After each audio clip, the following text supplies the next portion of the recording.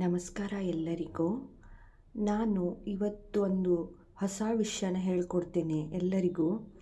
ಏನು ಅಂದರೆ, ಎಲ್ಲರ ಮನೆಯಲ್ಲೂ ಓದೋ ಮಕ್ಕಳಿದ್ದಾರೆ, ಎಲ್ಲರ ಮನೆಯಲ್ಲೂ ವಿದ್ಯಾರ್ಥಿಗಳಿದ್ದಾರೆ.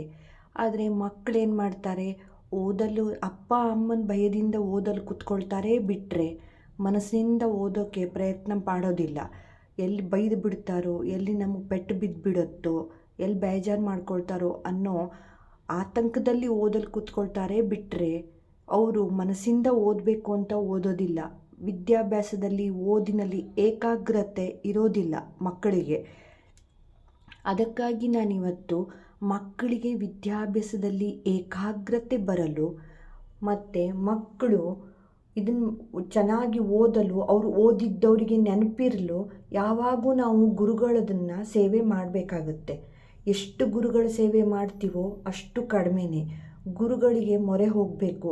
ಆಗ ಮಾತ್ರ ನಾವು ಓದಿದ್ದು ವಿದ್ಯಾಭ್ಯಾಸದಲ್ಲಿ ಓದೋದ್ರಲ್ಲಿ ಏಕಾಗ್ರತೆ ಹೆಚ್ಚಾಗತ್ತೆ ವಿದ್ಯಾರ್ಥಿಗಳಿಗೆ. ಈಗ ನನಗೂ ಮಕ್ಕಳಿದ್ದಾರೆ. ನಾನು ನನ್ನ ಮಕ್ಕಳಿಗೆ ದಿನನಿತ್ಯನೂ ಈ ಮಂತ್ರ ಹೇಳಿಸ್ತೀನಿ. ಅದರಿಂದ ಅವರಲ್ಲಿ ತುಂಬಾ ಬದಲಾವಣೆ ಆಗಿದೆ, ತುಂಬ ಚೇಂಜಸ್ ಬಂದಿದೆ. ಏಕಾಗ್ರತೆಯಿಂದ ಓದ್ತಾರೆ ಮಕ್ಕಳು, ಆಸಕ್ತಿಯಿಂದ ಓದ್ತಾರೆ. ಈಗ ತಮ್ಮ ಹೋಮ್ವರ್ಕು ತಾವೇ ಮಾಡ್ಕೊಳ್ತಾರೆ. ಅದೇ ರೀತಿ ಪ್ರತಿಯೊಬ್ಬರ ಮನೆಯಲ್ಲೂ ಓದೋ ವಿದ್ಯಾರ್ಥಿಗಳಿದ್ದಾರೆ. ಚಿಕ್ಕ ಮಕ್ಕಳಾಗಿರ್ಬೋದು, ದೊಡ್ಡ ಮಕ್ಕಳಾಗಿರ್ಬೋದು, ಅಥವಾ ಯಾವುದೋ ಕಾಂಪಿಟೇಟಿವ್ ಎಕ್ಸಾಮಿಗೆ ಕಟ್ಟಿರೋರಾಗಿರ್ಬೋದು. ಏಕಾಗ್ರತೆ ಅನ್ನೋದು ಇಂಪಾರ್ಟೆಂಟು ಜೀವನದಲ್ಲಿ ನಮಗೆ.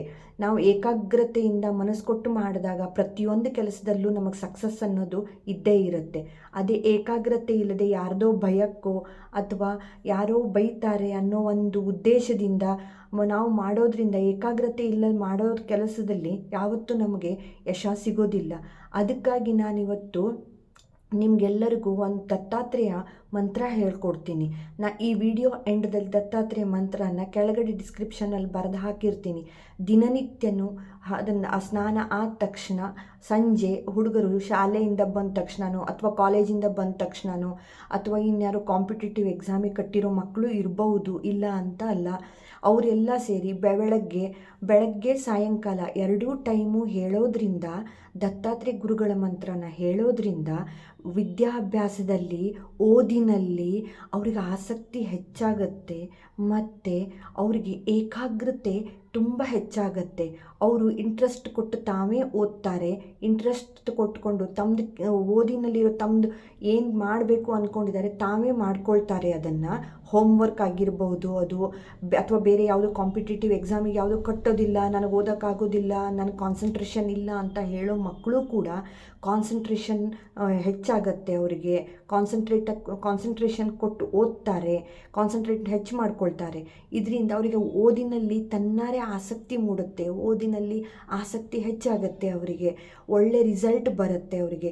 ಅದಕ್ಕಾಗಿ ದಿನನಿತ್ಯನೂ ಸ್ನಾನ ಮಾಡಿ ಬಂದ ತಕ್ಷಣ ಮಕ್ಕಳು ಬೆಳಗ್ಗೆ ಸಾಯಂಕಾಲ ಒಂದು ಸರ್ತಿ ಈ ಮಂತ್ರ ಹೇಳಿದರೂ ಸಾಕು. ನಮಗೆ ಒಂದೇ ಸರ್ತಿ ಹೇಳಕ್ಕೆ ಆಗ್ತಾ ಇಲ್ಲ ಅಂತ ಅನ್ನೋರು ಇದ್ದಾರೆ. ಹಾಗಿದ್ದಾಗ ಆ್ಯಕ್ಚುಲಿ ಈ ಮಂತ್ರನ ದಿನನಿತ್ಯನೂ ಬೆಳಗ್ಗೆ 3 ಸಾರಿ, ಸಂಜೆ 3 ಸಾರಿ ಹೇಳಲೇಬೇಕು.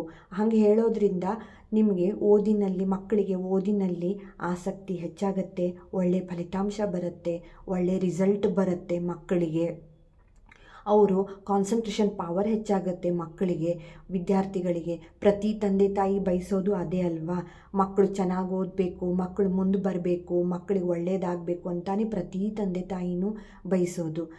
ಅದಕ್ಕಾಗಿ ಪ್ರತಿಯೊಬ್ಬ ಮನೆಯಲ್ಲೂ ಸ್ಟೂಡೆಂಟ್ಸ್ ಇರ್ತಾರೆ. ಅದಕ್ಕಾಗಿ ಈಗಂತೂ ಎಕ್ಸಾಮ್ಸ್ ಹತ್ತಿರ ಬರ್ತಾ ಇದೆ, ಮಕ್ಕಳಿಗೆ ಒಳ್ಳೆಯದಾಗಬೇಕು. ಅದಕ್ಕೆ ನಾನು ಒಂದು ಮಂತ್ರನ ಈ ವಿಡಿಯೋ ಕೊನೆಯಲ್ಲಿ ಮುಗಿದ ತಕ್ಷಣ ನಾನು ಡಿಸ್ಕ್ರಿಪ್ಷನ್ನಲ್ಲಿ ಬರೆದು ಮಂತ್ರ ಹಾಕಿರ್ತೀನಿ, ಶ್ಲೋಕ ಬರೆದು ಹಾಕಿರ್ತೀನಿ. ದಯವಿಟ್ಟು ಎಲ್ಲರೂ ತಮ್ಮ ಮಕ್ಕಳಿಗೆ ಬೆಳಗ್ಗೆ ಸ್ನಾನ ಆದ ತಕ್ಷಣ, ಸಂಜೆ ಶಾಲೆಯಿಂದ ಬಂದ ಮೇಲೆ ಕೈಕಾಲು ಮುಖ ತೊಳೆದು ಬಟ್ಟೆ ಹಾಕ್ಕೊಂಡು ದೇವ್ರ ಮುಂದೆ ಕೂತ್ಕೊಂಡು, ದೀಪ ಹಚ್ಕೊಂಡು ದೇವ್ರ ಮುಂದೆ ಕೂತ್ಕೊಂಡು ಬೆಳಗ್ಗೆ 3 ಸಾರಿ, ಸಂಜೆ 3 ಸಾರಿ ಈ ಮಂತ್ರ ಹೇಳ್ತಾ ಬನ್ನಿ. ಆವಾಗ ನಿಮಗೆ ಚೇಂಜಸ್ ಗೊತ್ತಾಗತ್ತೆ. ನಿಮ್ಮ ಮಕ್ಕಳಲ್ಲಿ ಎಷ್ಟೊಂದು ವ್ಯತ್ಯಾಸ ಆಗಿದೆ, ಅವ್ರ ಕಾನ್ಸಂಟ್ರೇಷನ್ ಪವರ್ ಎಷ್ಟು ಚೆನ್ನಾಗಿ ಇಂಪ್ರೂವ್ ಆಗಿದೆ ಅನ್ನೋದು ನಿಮಗೆ ಗೊತ್ತಾಗತ್ತೆ. ದೇವರು ಯಾವತ್ತೂ ಕೈ ಬಿಡೋದಿಲ್ಲ, ಗುರುಗಳು ಕೈ ಹಿಡಿದು ಎತ್ತುತ್ತಾರೆ. Thank you.